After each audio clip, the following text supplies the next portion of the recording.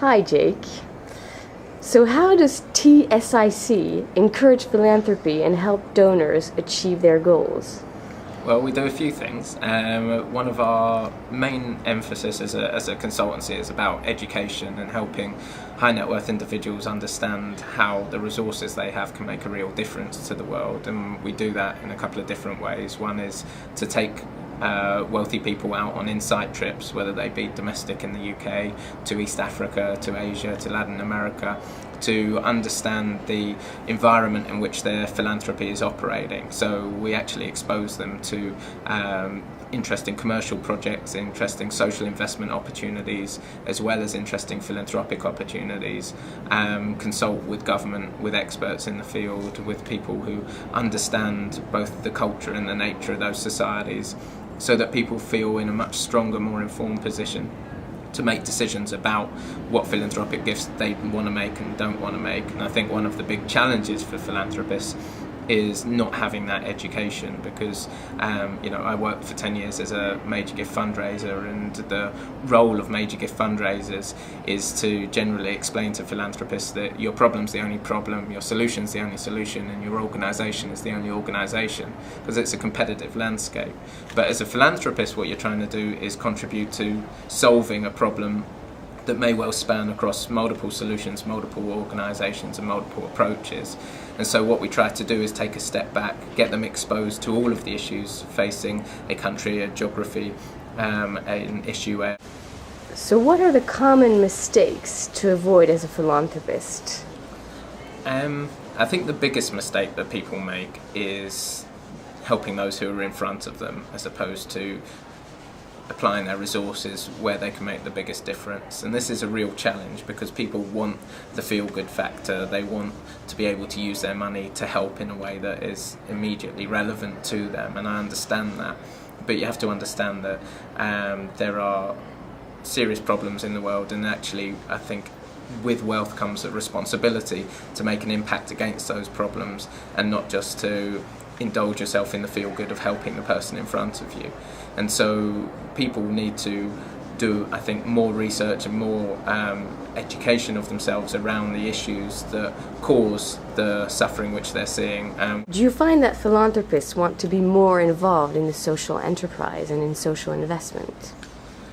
No doubt they do. I think they are struggling to find the mechanisms through which to do so at the moment, and so there's a fantastically exciting new frontier coming forward here that is not just about philanthropy versus social enterprise versus social investment, but it's about how someone with wealth makes a difference in the world. And people are coming to terms with the fact that you can't run exploitative business with 99% of your money and then give away 1% and think you're making a decent impact on the world, because you're not. You're having a negative effect, and you don't get to offset.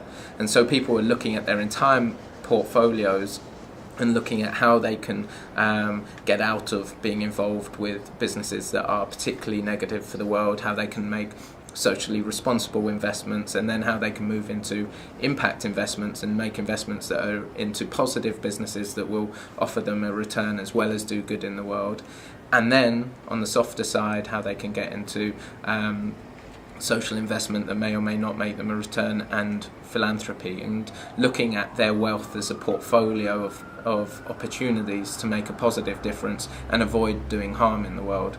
And I think it's a really exciting frontier for people. You know, this generation of high net worth individuals are 75% self-made, whereas last generation was 75% inherited wealth. And so they have a different mindset, they're more entrepreneurial, they appreciate business models and sustainability coming out of the social purpose sector, and they want to see things that can scale and grow on their own, and not give a gift to something that's going to come back and ask for twice as much money next year and twice as much money the year after, and never feel like they're making a real dent against a problem.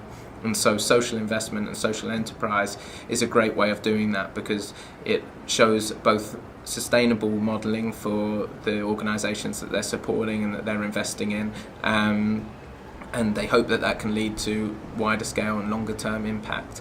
And it also shows oftentimes beneficiary contribution, which takes away the idea that people are getting something for free and therefore they may not value it, and you're never quite sure when you're sponsoring something as a philanthropist whether it's actually valued by the end user. So for those two reasons, it's really appealing to people. We did a poll of high net worth individuals here in the UK a couple of years ago and found out that the old adage that people give money to people for people is not as true as it was a generation ago, and that's how fundraising used to work. Whereas today, people are in fact more likely to make a gift to an organisation that's moving towards a sustainable revenue generating model, or funding sustainability, or funding something that is commercially viable, because they see that as a way to make a more lasting impact into the problems that they want to solve in the world. Okay, thank you.